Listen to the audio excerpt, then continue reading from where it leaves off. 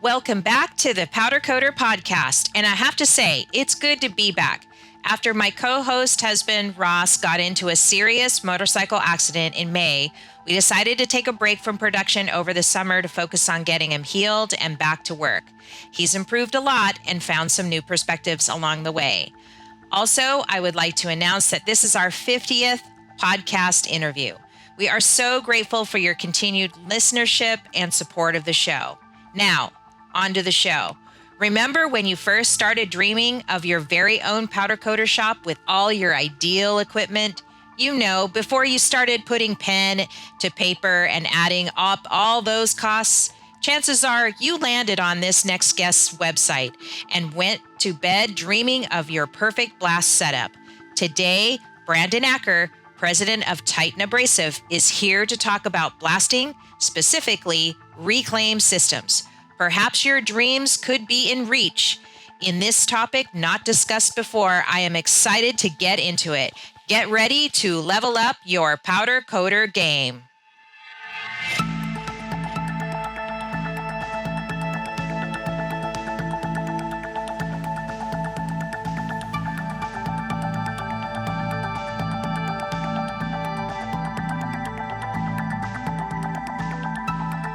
Welcome to Ross Coates Powder Coater Podcast. I'm your host, Kim Scott, where we interview influencers and talk about trending topics so you can grow your powder coating biz. Today's guest is Brandon Acker, president of Titan Abrasives, is here to talk about the overlooked aspect of reclaiming your abrasive blasting setup and the importance of media reclaim systems in your entire blasting operation. Brandon, can you hear me? Yeah, welcome to the show. Thank you. How's everything in Hawaii? It looks like you could be in Hawaii right now. I love it. Thanks for the genuine welcome of Aloha. So you've been to Maui, right? I have been to Maui before. Yes, a couple of times. Yep, wonderful place. Yes. Yeah. Well, right relaxing. now, where are you based out of? Where's Titan based out of? Where's your offices right now? We're in Pennsylvania. We're in a town called Warminster, just outside of Philadelphia. Oh, awesome. Yep. And a little different than Maui. Yes, we were talking about the weather just a few minutes ago. So I'm going to share my screen because we're going to talk about a lot of things today. But I want to start with the history of Titan Abrasives. But before we do that, I want to share something with you. It's Ross's story. So back in the day when Ross was dreaming about having a powder coating company and what equipment and how it was going to look and how he was going to work and stuff like that, one of the first websites he ever went to was yours. Wow. I know. And I'm wondering how many other guys out there or gals, when they're thinking about what the dream is or fulfilling that dream, who is included or what equipment companies are included. And I'm wondering how many other guys were in the same situation as Ross was all those years ago, just dreaming about the perfect blast setup or the perfect equipment or the perfect blast booth. I don't think they were thinking about reclaim systems, but they were probably just thinking about just how easy it would be to have something like that. So I just wanted to share that you are part of people's dreams. And I don't know if that makes at least part of his dream. That's really cool. It's just a perspective that I think you may not have thought about before until just now. No, I have not. So let me share my screen here. There we go. And now I can see that beautiful website. You guys have a great website. I love this. So easy to read. And over here on the about, you have a company history. And I just love it. Humble beginnings. We all seem to start there all the time. And just look how tiny that little place is. And 1953, that was a long time ago. So tell me more about how it all got started and who started it and stuff like that. How are you involved? So we did start back in 1953, before my time. It was my uncle. It was my uncle who started it. At that time, it wasn't big into I don't think powder coating didn't exist. Blasting industry was different. There weren't big blast rooms and cabinets. It was kind of like portable blasters, just the pot that people would take outside and blast something. It was much different. Safety concerns weren't there back then. The machines were different. They didn't even have remote shutoffs. It was just a guy used to stand by the tank and yell at the other guy, turn it on, shut it off, refill it. Yeah, it was a while back, things were different. And it just over the years grew. My uncle went from those portables and then over the years started getting into some cabinets, making some blast cabinets with the gloves that you put your hand in for small parts. And it wasn't until probably the last 20 years or so that we've really got bigger and into more larger equipment, blast rooms. Back when we did a lot with more even consumer stuff, more consumer based, smaller jobs, farm. A lot of people would just come in and pick up machines. They were much less expensive than our systems are now. And just over the years, we've grown into more industrial. So that's taking you back probably 80s. Yeah, you can tell just by the photo. Yeah. You can even see the helmets in there. They were really old. Almost look like you should be on the bottom of the ocean in one of those helmets. A real picture, not like something you held in your hand, not your digital picture. Yeah. Yes, that was not taken with someone's smartphone. I love it. It's no filter needed, right? No age filter needed. And what were they blasting back in the 50s and 60s and 70s? Is it the same stuff we're blasting today? Yeah, pretty much the same things. Anything that moving the coating off of something, any rusty steel, cars, trucks, tractors. In industry, they used them. We still do some with consumers, which it's a lot of farmers are blasting their old tractors or farm equipment and implements that get anything that gets rusty over time, trying to preserve it, get it to last longer. Automobiles, even back then, cars were, I think, easier to blast back then because they were nice, thick steel. You have to worry about warping them like you do today. But yeah, a lot of the same things. The machines those are just portable, like the pressure vessels that you see, the blast machine. They're really similar to what they are now. The tank is pretty much the tank. Even our valves back then are not far off from what our valves are today. We had a good design on the valves then, and we've tweaked it a little bit, but stuck with it because it's a kind of a bulletproof valve. It served us well over the years. So if it's not broke, don't fix it kind of thing. Just kept going. And that was probably our second building back then that we were in front of there, which wasn't too far from here. We had moved at one point into central Pennsylvania, into a larger facility over the years. And until 2013, I ended up purchasing the company from my uncle and moving it back down to where we are now. Where's the part about, you had a page about, I can't find it now, like company history. I think that's where we're at. But don't you have a part where it's like people? Oh, here's your sophisticated stuff here. So big difference from back where we were in a shed. We did not have any lasers in that shed. That's pretty cool. I wouldn't have thought it either 20 years ago that where we be today, and just the advancement of not just us, but manufacturing in general, to where we went from old school making things to now we're doing things in 3D models. Yeah. We have machines that are designed in SolidWorks that are a 3D model. You pretty much see what it's going to look like before it even exists, which is just, it's amazing. That is amazing. Now having the quality of the equipment, you're now making things on lasers and structural lasers that can cut tube. And it's just really made, it's taken us to another level, the equipment and the programs and the 3D. It's allowed us to make a much, much better quality product. And the precision's there. It cuts, the welding, everything is much cleaner. Our stuff is all powder coated now, which we used to wet paint things when they were red. Now, when they transitioned to silver, we changed our color on our equipment, and now it's all powder coat. Silver and black powder coating, which we love. Very durable, goes good with blasting. The only people who don't like it are the people trying to remove that powder coating. The blasting plays a role, and we get it like, the powder coat takes forever to get it off. But that's the point of it. Yeah. And obviously you said you took it over from your uncle, but your wife's involved too, is she not? You're a family run business. It's a family run business. Yes. My wife's involved. My wife is a native of Costa Rica, so Spanish is her first language, and she handles all of our Latin American sales. We do quite a bit in Mexico and trying to spread further and further. She's helped me out into Latin America. That's awesome. So that's a big role. I know all of our Spanish-speaking customers really enjoy being able to speak to someone in their native language, especially with it. Equipment's very tricky than just You can't even Google Translate that because it doesn't, what people call things and the terminology is completely different. So it's very, she plays a big role in being able to, get our message across to our Spanish customers. Yeah, that's great. Hi, this is Ross at Maui Powder Works. I have this problem with my finish. It's peeling and cracking, and there appears to be a white powdery substance underneath. What's happening? Oh yeah, that's a common problem. It's called electrolysis, and in extreme weather and climates, it can ruin the life of your finishes. What we do to fix this is we install a Duralife fastener.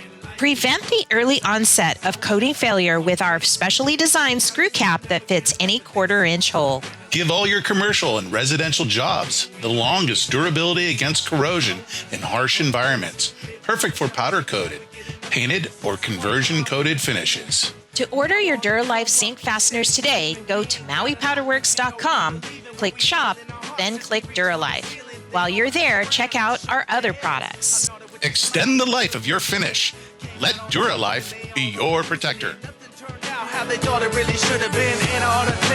So let's talk about some of the finer points to reclaiming, because we've on the podcast here, we've had some crossover topics here. Like the first one I had was on the different types of media and why you want to use them versus another. Another show we did was on CFM and having the enough power and circulation in your blast booth, and how like the formula behind making sure that it's safe for you while you're in there. I think another crossover show we did was with GMA Garnet, where they were talking about OSHA regulations, specifically the new beryllium laws or rules that came into effect. And that was episode 36 with them.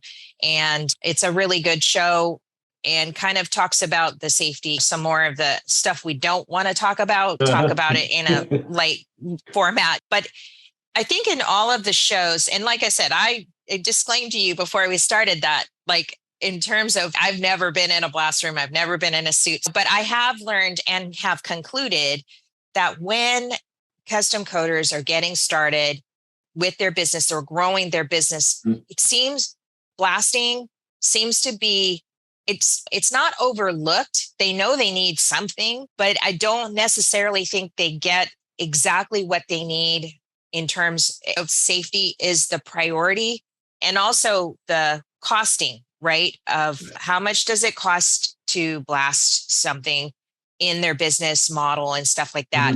And then you brought up the topic of reclaiming, which I hadn't even thought of. So I'm really excited today to talk about this because it's not a subject that we've talked about yet, but I have concluded that most custom coaters don't have the level of capabilities that they need when they're constantly growing all the time. It's like they need something bigger, better, whatever.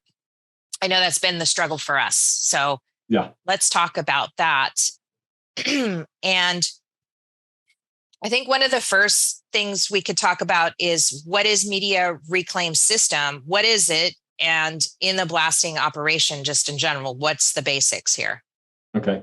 And it is something that is, blasting in general, I think, is something that's overlooked. People know they do it, but it gets little attention, but it should. And it is a key because it's your underlying, it's the base. If you don't have that proper surface preparation, it could ruin your coating. And that's what you're known for, your coating. And you don't want that to fail because of something that was overlooked. So in the reclaim systems, they're one also that's overlooked because people are like, okay, I need to blast. So I need a blast machine. I need something to contain it. Let's put it in a room. And they often overlook that, reclaiming that media. Some people don't realize you can do it. That, as you said, you had a show before on different types of media. Some can be reclaimed, some cannot. And that's really going to do two things. It's going to help you save your money, recoup your money back by reusing that media and over again. You get into better quality medias when you're reclaiming them. There are harder recoverable media, so they're not as dusty. They last longer. When you clean them, you're now using, it's almost like using new media all the time because it's constantly cleaning that media. So it does a better job when you're profiling, when you're blasting the steel. It's going to do a much better job than trying to use that product again. If it's dusty or dirty, now you're in a real bad situation where, like, we've had plenty of customers that, I reclaim it, meaning they sweep it up, shovel it, and put it back in the blaster.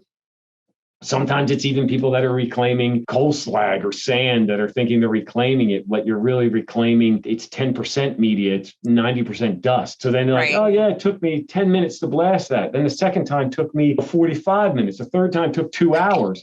And it's like, yeah, it's not productive. You think it's working, but it's not very productive. You want to get that, reclaim it. So it's like almost like new media all the time. So you get that production and get the value out of it. Where time is money, and you want to get that blasted properly and get it out. That dusty, dirty media is just not, it's not going to cut. It's not. And it disintegrates the more you reuse it, hence the longer it takes you. It's just this decline that happens. And on top of that, you're already throwing in particulates that are paint and everything else that came off of the part. So you're adding that to the mix. And yeah, we do pretty well here. We use garnet, and usually about 7 or 8 times, like it's time to, but he is doing the sweep up method. And I do have a question I want to call when we get further down into the interview about some of that kind of stuff. But you're talking about a system that sits outside of the blast room, are you not? Correct. Yes. Yeah. The equipment's outside, and then there's some sort of trough, hopper, auger, something inside the blast room that's going to collect that media and get it to the outside, to the recovery system on the outside. So you really don't see much of it inside the blast room. All the equipment sitting on the outside. Yeah, and it can get really dusty in general. You have to have this blast room that's just like practically a hyperbaric chamber in a sense, nothing leaching out and stuff, which is hard. You have to construct it right and stuff like that. What are the different kinds of systems that you offer in terms of, like, when I went over to the main island, which is Oahu, and when I was looking at a reclaim system back way long time ago, it was a used system. I don't know what brand, who knows, but he was just showing me this one, and it was really expensive.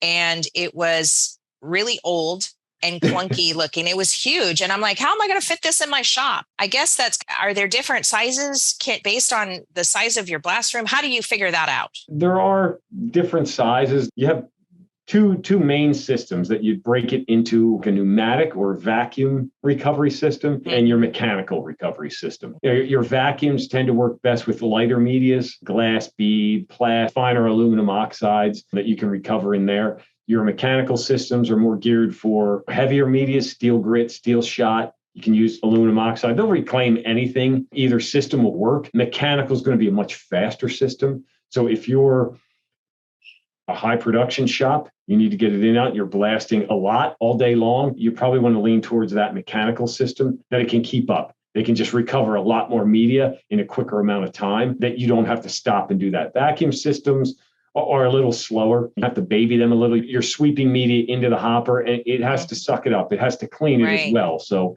it's not, people think vacuum like, oh, it's like this huge industrial shop vac, like, it's just going to suck it all up. They don't really work quite like that, because they miss that process of it. There's a big cyclone on there, so it's sucking it up, but then it has to clean it as well. It's got to go around the cyclone, clean it, and put it back in the blast machine, remove the fines. And in order to feed that with a vacuum, it can't just take this huge load. So our troughs and hoppers are all designed to slowly feed that. It's more kind of like an hourglass, where that sand just like slowly feeds into that airstream so it can recover. Which works great if you're not real high production. Some people, you're just blasting in a couple hours a day or just a couple days a week. A vacuum system will serve you fine. It's a little less expensive as well. Fairly easy to maintain. Coarser media is aluminum oxide, something harsh. You probably want to look at like rubber lining it just to prolong the lifespan of it. Mechanical systems too, not real maintenance intense, but if you're going to be blasting every day, we obviously have a full range. People that blast a couple hours, a couple times a week, to companies that are blasting 2 shifts, 6 days a week. So they almost don't stop the machines. So you need to factor in what's going to fit into your shop, your budget, and meet your needs. And you don't want to go shoot for the moon and get some ridiculous system you don't need. And you don't want to cut yourself short either. Put money in that can't keep up, because some things can be upgraded, some can't. You don't want to waste that money on a system that's not really going to get you what you were looking for. And are the vacuum systems, they come either you can get a blast cabinet that's a vacuum blast cabinet, but you can also get a vacuum in the booth itself. In the big room. And they're the same. is really size. Like a blast cabinet and a blast room are the same thing. They're just different sizes. Obviously, the cabinet, you have the advantage of you're standing on the outside of it, putting your hands in gloves, so you don't have to suit up. You don't have to go in there. It's cleaner environment because you're on the outside, but you're just doing smaller parts in there. Yeah. But it's the same, your cabinets, your enclosure containing the mess, and then you have your reclaim system and blast equipment, which is vacuum. It's sucking that media out of the bottom of the cabinet into the cyclone, cleaning it, putting it back in the blaster. So you just continue a loop. You can just keep blasting. The blast room, very similar, just obviously much larger. So the enclosures get much larger. The blast equipment, the blast machine gets larger. The vacuums are a little bit larger, but same principle. You just have a big floor hopper that you'd sweep media into, and it would vacuum it up just like the cabinet is vacuuming out the bottom. You would just physically have to move that material into that hopper for it to suck it up and clean it. And then it's going back into the blast machine and you're ready to go again. Very similar to a cabinet. Yeah. And right now we have a 300-pound pot that we've been using for years.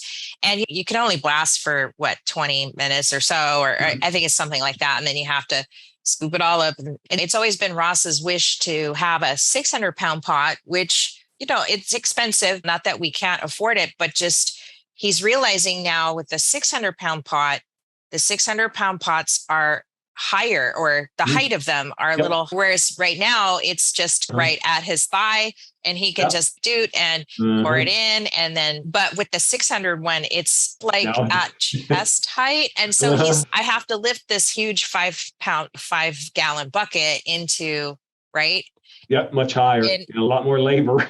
Yeah. And so what good is that for me? It's just going to make it harder for me and strain me even more. When I do, I can last longer blasting and stuff to 40 minutes to an hour. But yeah, he's not too sure about that. And that's where he's now thinking, okay, if I get a 600-pound pot, I can put it on the outside of the booth and then have a reclaim system, hopefully something that, how, with that in mind, now our booth is, he said it's 20 by 10 wide, 8 feet high. And things are getting tight in the shop now because we've added some other stripping equipment now, or we're about ready to. And so we're running out of space. How big of a system would we need for something like that, for that size booth? Or how do you figure that out, I guess? It's footprint wise, you're going to have your blast machine sitting out there, which sometimes on smaller rooms, they can be a 300-pound or 3 cubic foot machine. That's actually what we use on our blast cabinets, is a 3 cubic foot machine. Usually they're a 6 on a room, or even a 10 cubic foot or 1,000-pound machine. So you have the diameter of the machine sitting there. You have a hopper on top of it. A reclaim cyclone can be on top of that. So most of the stuff, we try to keep everything in a stack. We realize it. Usually for most people, height's never the problem. No one wants to give up floor space. We always try to condense stuff as much as we can and say, hey, we can go up. Usually people don't have a problem with that, but try not to spread it out. So if you have your blast machine there, most of it stacking on top in a vacuum system, and then you'd have a small dust collector. Our small dust collector is pretty thin. It's about 2 feet wide. So you'd probably be looking at sticking out the side off your room, maybe 3 or 4 feet, that equipment's going to be. So if you took maybe a 4x6 square, off that side of that room, you could fit a recovery system in there. And if similar with mechanical, and your basic mechanical that has like a bucket elevator, that bucket elevator is pretty thin, tall, but pretty thin. That's going to sit next to the machine, air wash, everything's up in the air and then dumping into it. So you have a similar size footprint. You could fit that in. Gets a little larger if you're putting that elevator like in a pit, then you have a pit sticking out in the floor. But again, that would only be a high production application where you want that ease of sweeping into a pit rather than having to do shoveling or But most people in a smaller side job shops and all, you get a vacuum system. Yeah, you're probably assume like a 4 feet out off the room, 6 feet circle you can put it in. They can be positioned in different areas too, behind. Usually you're keeping that hopper towards the back of the room, keep the mess back that way. Blasting, usually always trying to blast towards the back of the room rather than your product entry doors. Sweeping everything, blowing it towards the back. Then you usually want that hopper in one of the back corners. Equipment can sit on like the side of the room or behind it. A little flexibility on where it goes. Yeah. But so for something like that, what would be the basic electrical requirements? Do you have, he was thinking at least 100 amps. Oh no, they're small. And our small collector that would power a vacuum system is like a 1200 CFM blower on there. So you have 5 horsepower motor. Okay. So really, not as big. Okay. Not big at all. Yeah. Okay. And they can be, usually you're going to be 3-phase. If you're single phase, you got to be at least 230 volt for the 5 horsepower. If you're 3-phase, it's very little. Oh, that's much less than I thought it would be. Much less. Yeah. Yeah. Uh-huh. And so if you were to build your own blast cabinet or blast room, this is something that you could add after the fact, right? You could upgrade or whatever. Certainly. But you sell blast rooms in your product line. You sell the whole system. What are some of the best features of those pre-made ones that you make and sell? Is there lighting that makes it different, or what are some of the features, or is it just basically a metal room? It is a metal room. Your whole objective of that room is to enclose the mess. So very common are people using like Connex boxes or like sea containers, shipping containers into rooms. Yeah. Pretty thick steel. It's a very, very common thing to do. On our rooms, they're galvanized steel that we make them out of. Our rooms all feature an I-beam support structure. So they're really heavy duty. Lighting is all LED lighting in there. So they're really bright. A key on that enclosure is your airflow, your inlets and your outlets, sizing everything. It's where you get the whole point of the room is to get that kind of perfect environment you're in, get the dust out of there, being able to see what you're doing, which involves good lighting and getting rid of the dust. And if you don't have that right airflow, cross flow through that room, you're not going to get that, regardless of your dust collector. Or you'll have too big or too small of inlets and outlets. So then you're changing that. Are you positive or negative pressure in the room? If you're positive, less like a paint booth, and you're in there blasting, you're going to have media coming out of the room, which you don't want. You want to make sure that's under certain amount of negative pressure that keeps the mess inside, keeps the doors shut and sealed and everything's flowing. If you get too much on that negative pressure, you won't be able to get out of the room if the collector's on. You're trying to push your way out the door. So there's some of the features of ours. It's all engineered to work as a system. So you don't have to worry. It's well lit. We're going to have the right inlets and outlets. The flow is going to be right in there for you. So you'll pretty much have a plug and play system to get up. You won't be messing with all the intricacies that can get involved in airflows and dust collection. You can get to the work faster and hopefully have less time in there. The whole point is to have the least amount of time in there. The significance of powder coaters is just that it's all about the coating, but really we are talking about prep and getting to that white metal level to where it makes the powder coating easier. And so it's just this such a hard balance to attain. There's getting the part ready enough to where it makes the powder coating part of it easier, where you're having less outgassing or less finish issues and stuff like that. But how do most of your customers, assuming that they have employees, what are some of the concerns that they come to you with in terms of making sure that I'm hoping they're coming to you to make sure that you're helping them make sure that their employees are staying healthy, and what are some of the concerns that they come to you with? It's a wide range depending on those customers, the size of them. As we've grown over the years, so has our customer. So we have the full gamut of the small kind of job shop powder coaters up to big aerospace companies, the government, the military that's putting in these huge rooms that have big budgets and are just cranking stuff through there. Doors on both ends. So it's like an assembly line just going through there. Yeah. The bigger ones,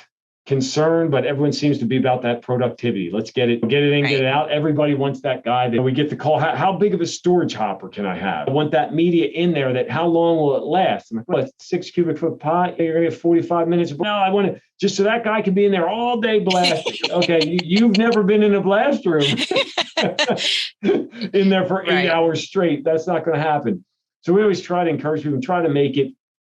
I think that's one of our advantages. We're blasters. We make the equipment, but we do the blasting too. Our guys are. So we're always keeping them in mind, designing the stuff that's going to help them make that. It's not the most fun job in the world being a blast. So we're always keep that in mind. How can we make them safe? How can we make it easier for them so it's not as strenuous in there? The recovering of the media. Can they get in and out of the room, take a break? operator safety equipment. We try to always source the best, most comfortable helmets we can and keep that for everyone. So it does play. Smaller people seem to be a little more concerned because I think they have a more of a personal relationship with their employees and the people blasting in there. So they want to make sure they're safe. They're going to hear about it. Whereas the big company, the guy complaining who's doing the blasting, it never reaches that guy at the top who made the decision to buy it. It's true. Yeah. And there's that disconnect there. So we try to encourage that and keep everybody happy, healthy, and safe and make the job as easy as possible. On these systems, and we probably should hop over to your website again just to see the product line, but what's the general maintenance that and upkeep you have to do with these systems once they get installed? Does it vary by the size or the type and stuff? Here's a message from today's sponsor.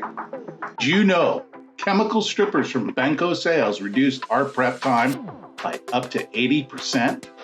We chose Benco B17 and have been using it now for 5 years. We were surprised at how effortless it removed finishes from literally anything we put into it. Removal takes minutes, not hours.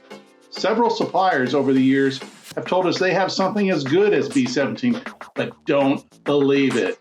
There's a reason the name B17 is universally applied for those claiming to have fast strippers.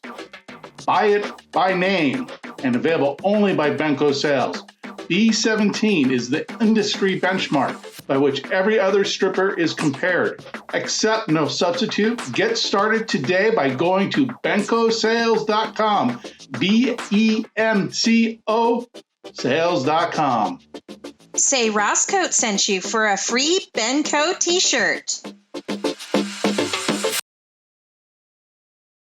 Yeah, it varies a little.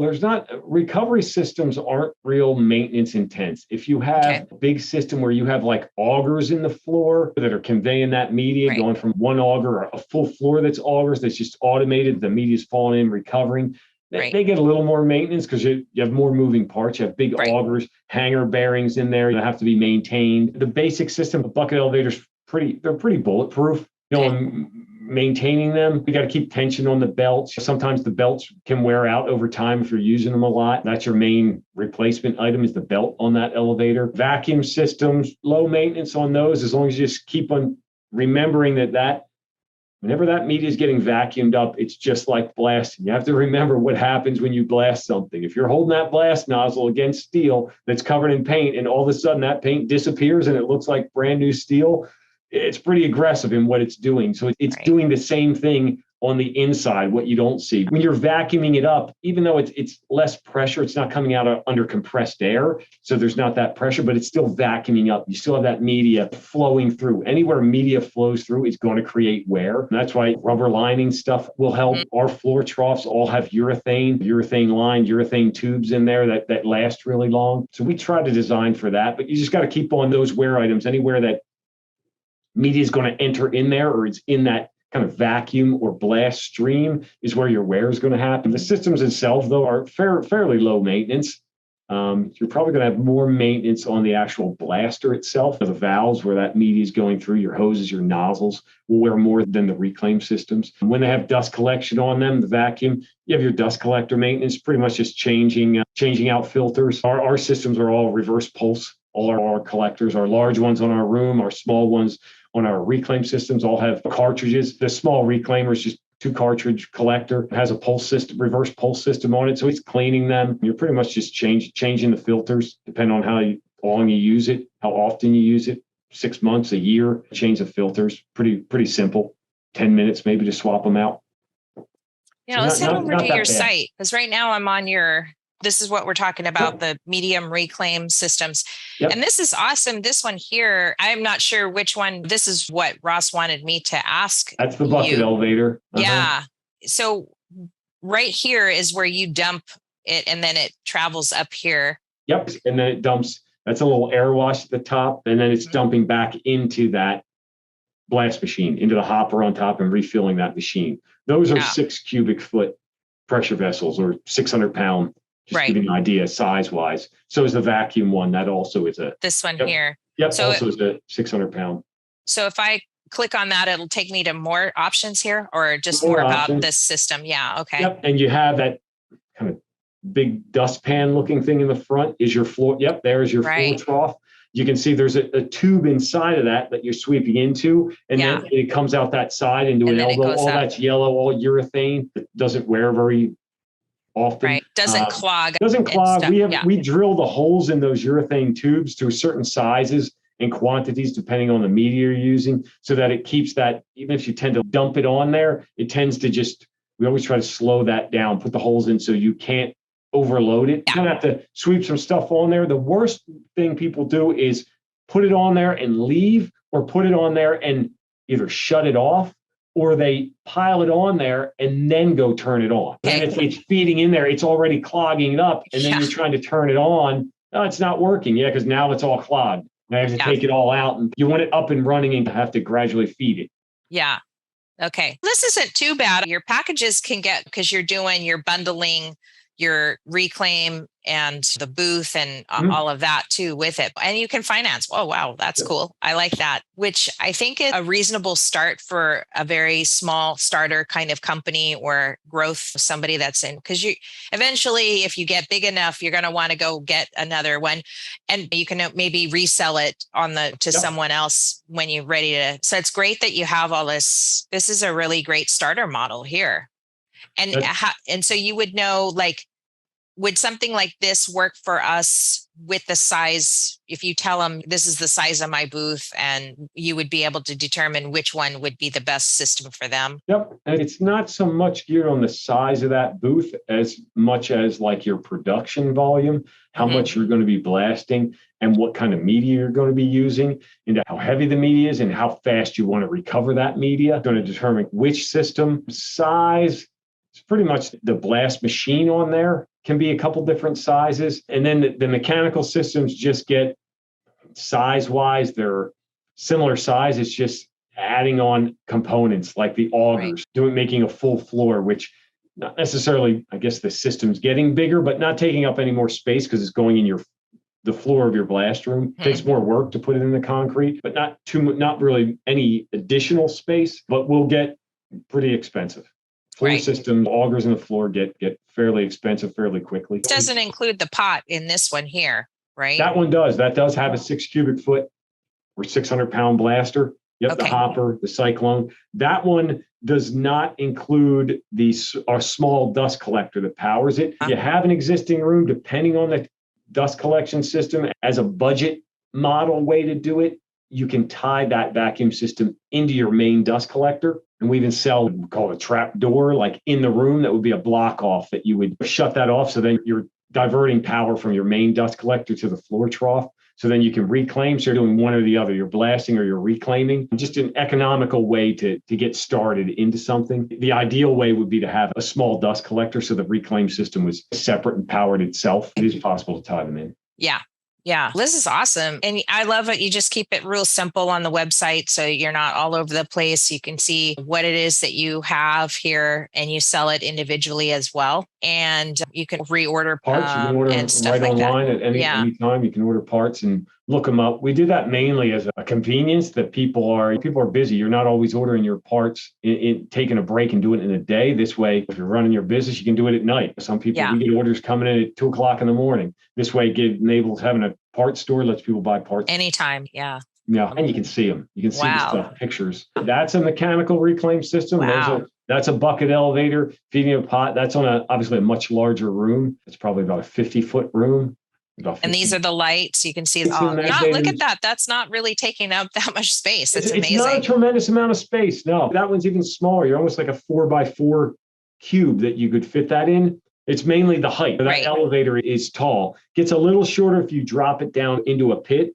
If you're wanting to put a pit in, but a pit gets a decent size. It's got to go into the room so that the hopper can be floor grade. So you're just pushing it in there rather than having to shovel. But then that pit's coming out of the room, and it's got to be, the elevator itself has to go in the room. The blast machine doesn't, but the elevator's got to go in there. And then it's got to be big enough that you can get down in the pit if you have to service the elevator. People always wonder, like, why is the pit so big? I forget someone's got to go down in there. Somebody's got to get in there. Yeah.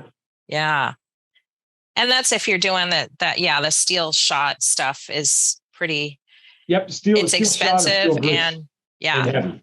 It's really heavy. Yeah. You have a 55 But still, gallon drum's about a ton. those are just for them in and of themselves. Those aren't too expensive.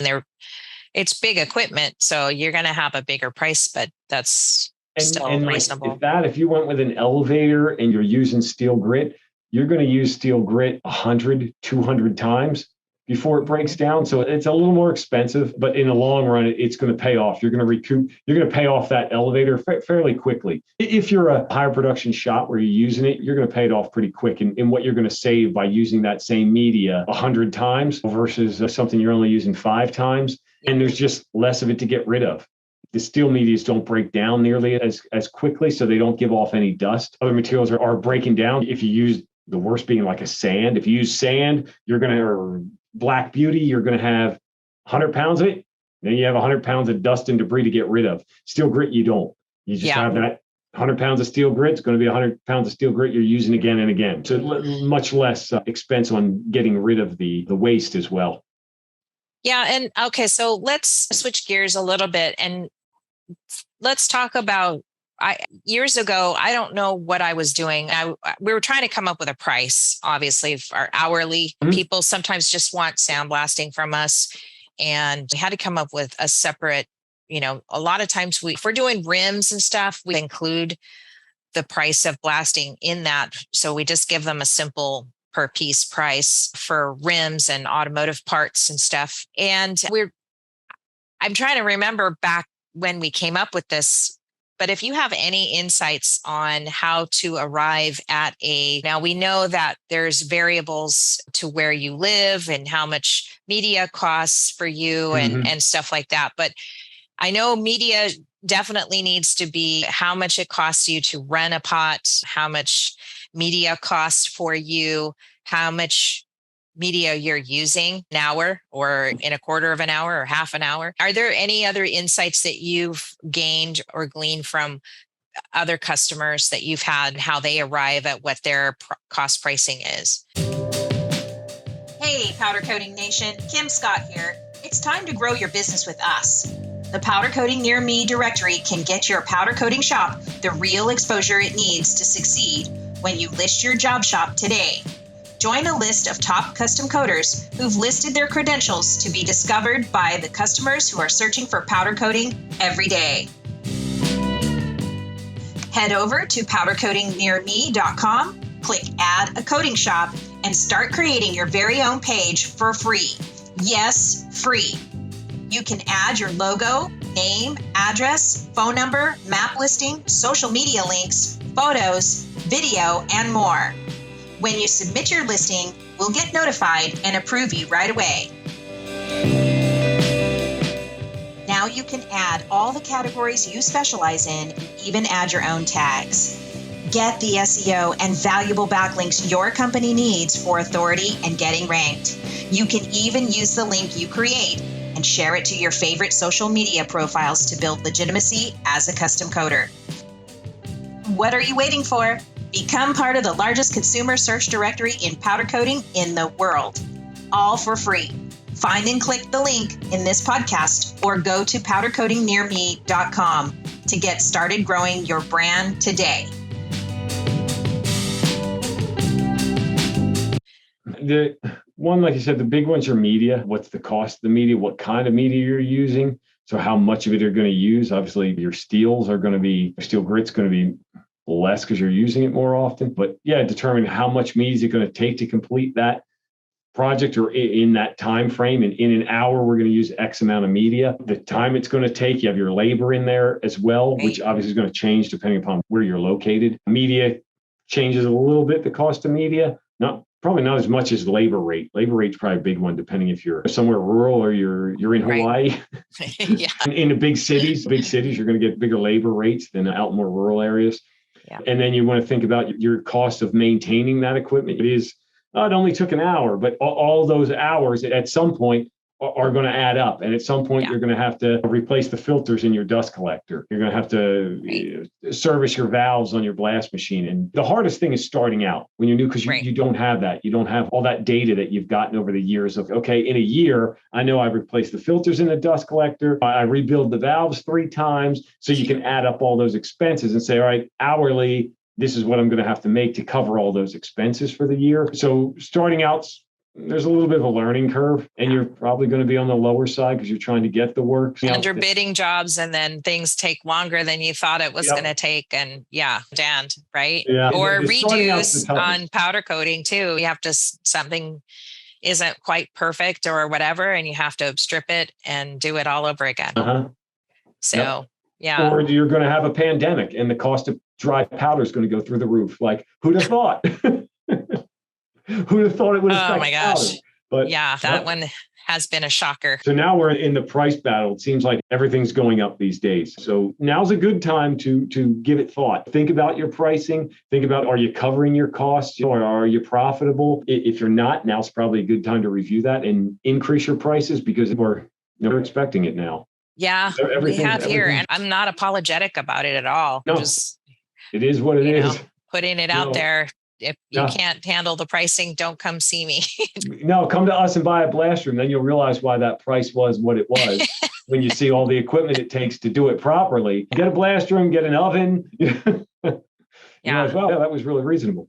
We just decided in lieu of blasting, which is always needing more upgrades and stuff like that, or greater capabilities, we decided to invest in stripping capabilities, increasing our stripping capabilities more first, then coming back to Ross's dream of having a full on dust collection system. So that's been really informative for us to know more about that, because he didn't think that you could get something that was added on after you've built your blast room. Because most of the ones we've seen, it's the guy owns the building and he's digging a trench and having it all.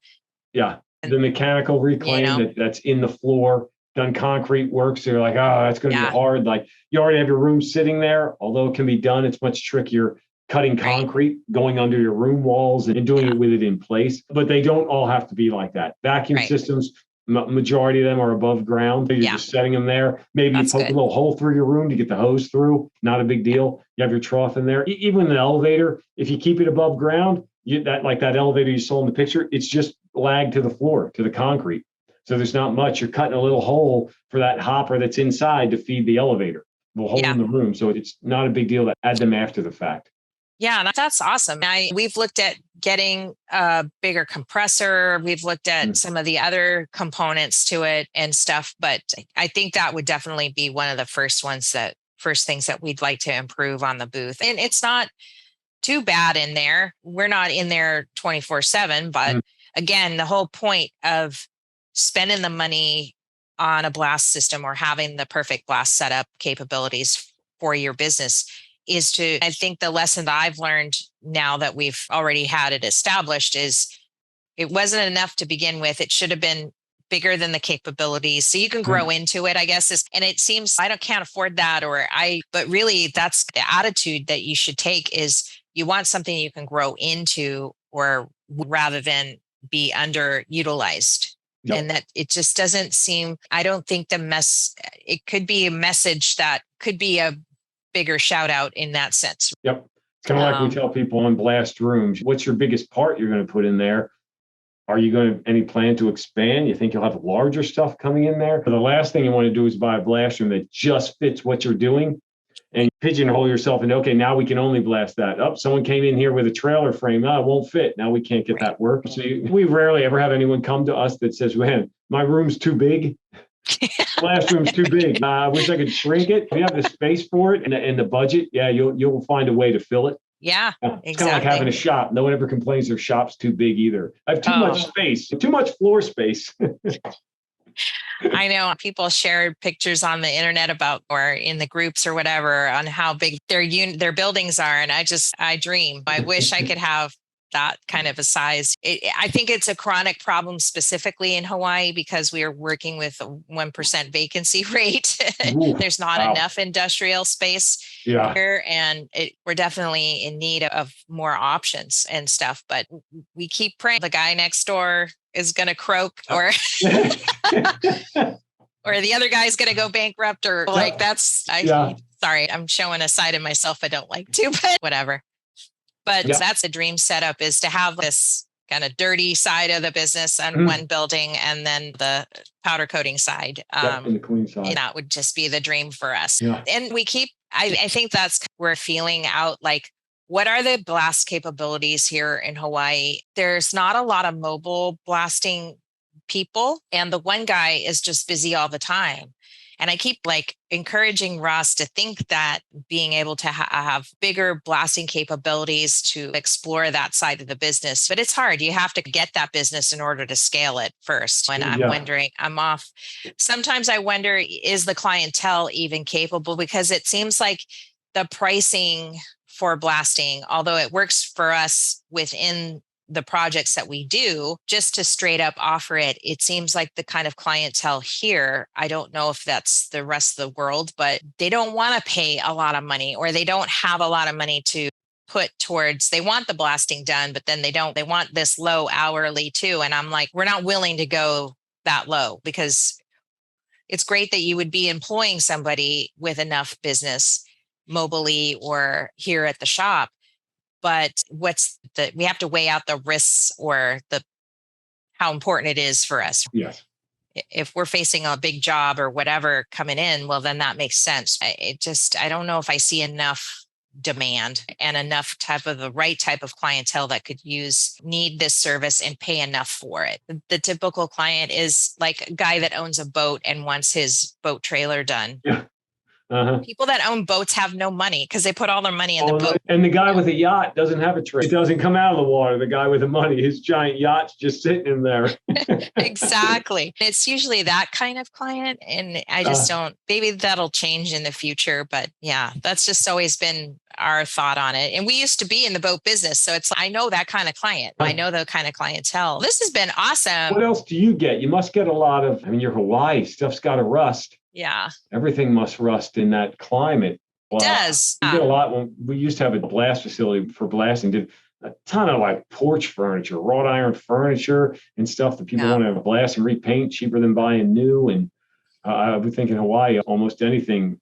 Well, we're definitely in the right environment for rust, for sure. What's happening now is, and I just the guy came in earlier this week, and he's from Texas. So we're getting a lot of transplants right now just because the economy and people moving and getting out of wherever they're at and moving somewhere else. A lot of millennials moving and stuff like that. And this guy shows up with a Hummer and he's got it all like the exterior front bumper. He's got all the little customized parts that he had on the mainland, bars and whatever you need to trick out the outside of a Hummer, right? Like it's Escape from New York or something like that. And it started immediately after he moved here, which he's only been here for 6 months. It's already rusting.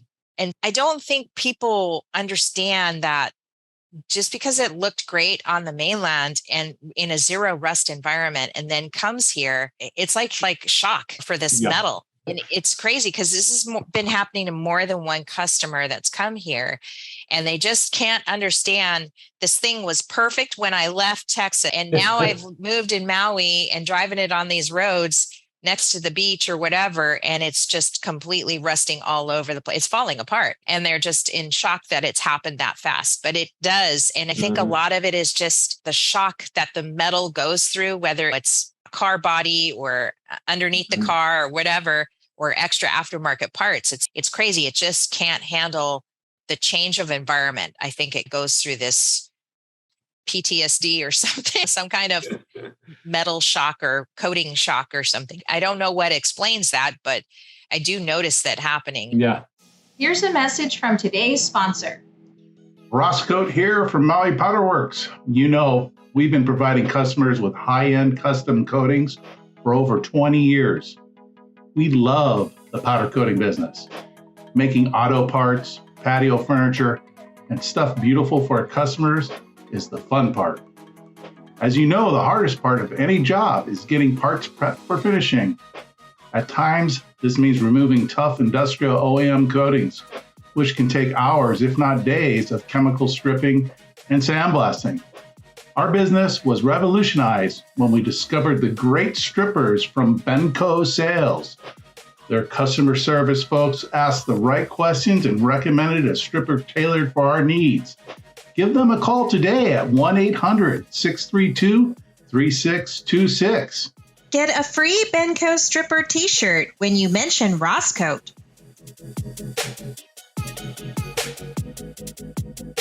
Especially if you're bringing something from those Texas, Arizona, Southwest. Very dry. Those just perfect conditions, nice and hot and dry, and metal doesn't rust, lasts forever. And we have the same problem in Pennsylvania. We have the lovely winter. With snow comes a ton of salt on the roads. Yeah, I think it's worse there for you guys, especially on now rims. It's worse. What they used to put salt on the roads. Now they've found like sodium chloride, their best friend, and liquid spray the roads, which just eats through everything. Oh, wow. Yeah, and you're driving through all that. If you're not washing it off, you just got all this corrosive salt under your car and spraying everywhere when it's all wet, and it just rots them out. That's stuff that just doesn't exist in the Southwest in dry climates. Right. Yeah, I would assume so. And we had another guy come out. He lives in Hana. So Hana is if you've been on Maui, it's the east side of the island. It's wet there all the time and very jungly, humid jungle kind of stuff. And I guess he had a classic car that he moved over here, was in the garage the whole time. He hardly ever used it, had chrome rims on there. Oh. So of course he moved out here and put it in his garage in Hana, and same thing. In 6 months, the chrome was perfect when it left California. Older chrome rims, but still was perfect. And in 6 months' time in the jungle, it has completely gotten black and corroded and peeling and all that kind of stuff. And he's, what happened? I'm like, well, you moved to Maui. You should move back. We don't need any more people here. But yeah, it is shocking when you see something just corrode so quickly. And you have to charge them all this money because you got to blast it and start over from the get, right? So it can start corroding again.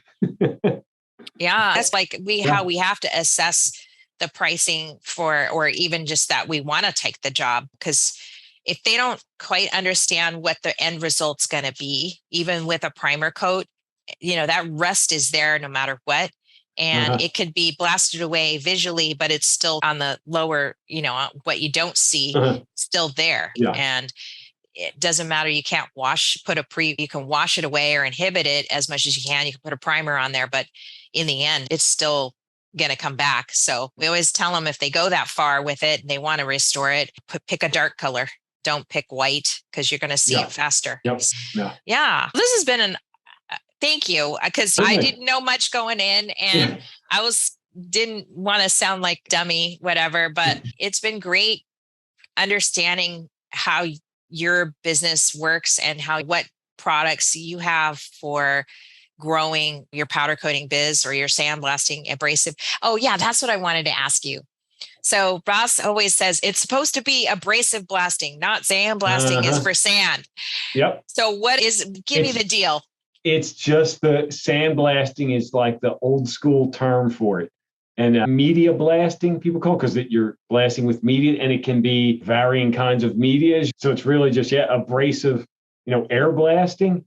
Or media blasting. And he's right. The sandblasting is just what people, it's a business that has a lot. It's a niche that has a tremendous amount of nicknames for all the equipment, even the blast machine. It's a blast machine, but people call it a blast pot or just a pot, the tank, the vessel. It's like all these weird names. And then the sandblasting has just been stuck around forever when it was basically people used sand. And now nobody really uses sand. It's a good thing. When you're doing your Google business page or you're doing something, trying to list yourself in a directory, all they ever have is sandblasting. They don't have abrasive blasting. Yeah. People are going to go on Google and they're going to look up sandblasting. Yes, I need something sandblasted. And people who are looking to get something sandblasted usually don't even realize it's not sand being used. What do you mean? Oh, you don't use sand? Like it's sandblasting. No. Yeah. If Google listening, it's abrasive not really blasting. Sandblasting. Right. Yeah.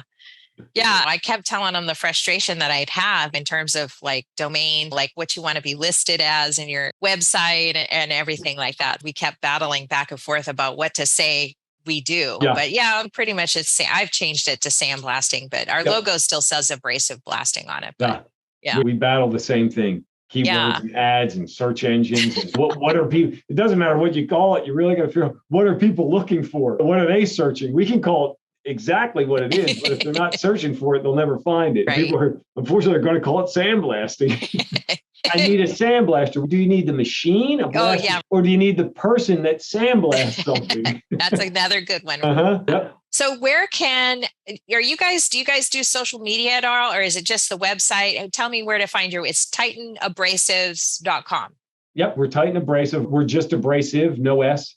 Okay. Everyone confuses that abrasives because abrasives are like the media, but we're just the guys who make the equipment. So we're just, titanabrasive.com. We're on a little social media. LinkedIn's pretty much where we spend most of our time on LinkedIn. So there's a lot of always posting on there, videos and stories or case studies and about what we're doing. And people can always reach us there or get us on the website, shoot us an email, call anytime. People have questions. I'm always happy to help people and make sure they're getting what they need and doing the right job or just answering questions. What do you like to do outside of work? Do you have any hobbies and stuff? I'm sorry to put you on the spot, but no, just saying. You play it. Go home and just blast random stuff. They would say, "Why are you blasting my car?" That's all. I got to find something to blast. And you like to travel to Maui too? Yes, on occasion. Yep. Occasionally come to Maui. Have you gone to any of the other islands? Oahu and Maui. Yeah. So I've been to Oahu, and we do a lot with the military. So we have some equipment on Oahu, Pearl Harbor there, and all on the military bases. Use a lot. Yeah. So I know our guys are always like, "Are you selling another piece to Hawaii? Hurry, get Pearl Harbor." They're always lined up to get on the plane to go out there for a service call. Yeah, I actually had a good friend of ours, Ian Calietto from Calietto and Sons. I don't know if they're your client or not, but they do a lot of work at Pearl Harbor, ship repair, shipbuilding, welding, and stuff like that. I had him on the show because he is trying to actually turn that whole area into actual shipbuilding and not just ship repair. He wants to change and have Hawaii become the heart of shipbuilding, or at least another area, not just the East Coast, West Coast. And I swear to God, he's so determined. I think he's going to do it because it would mean so much to getting more people employed in the state. But not only that, but what's amazing is he wants to connect the history of Hawaiians and their navigation here. I mean, they were excellent navigators throughout the Pacific, not just finding their way to Hawaii in the early 1200s, 1100s, but to actually bring home the whole message that Polynesia were excellent navigators of the sea and how that relates to them building ships here in Hawaii, which I think is it makes everything sound so pretty and nice, but but to be able to match that with so I hope he'll get there. I think he did. I hope so too. I mean, episode too brings it full circle. Yeah, it does. Navigation, you spent your time on the water, and it's easy nowadays with a GPS, but I can't imagine paddling a boat out. Let's face it, why you're just a speck in the middle of the ocean. I can't imagine heading off to another island that might take you weeks, a month to get there. Like, whew, that's pretty wild. Exactly. Yeah. So, anyways, so that I hope he does get there. I think he was episode 42 or 43, somewhere in there. I think if you ever want to listen to that show, for sure. We talk about a lot of other things like government contracts on that show, but he has this big goal. And we were just talking about how he's getting to that. And every time I see him he's meeting with some senator or going to Washington, D.C. and stuff. So I hope he's getting there. Yeah. He's working it good. Yeah, he is. Anyways, it's been great talking to you today. Brandon Acker, president of Titan Abrasive. And we look forward to, hopefully he'll come on. Let's keep talking about sandblasting. Yeah. And I'm sure there's lots of more topics we could talk about and continue on this conversation. So thanks for joining us today. Oh, you're welcome. Thanks for having me on. I really appreciate it. Yeah. I can come back anytime and talk about blasting. All right. Aloha.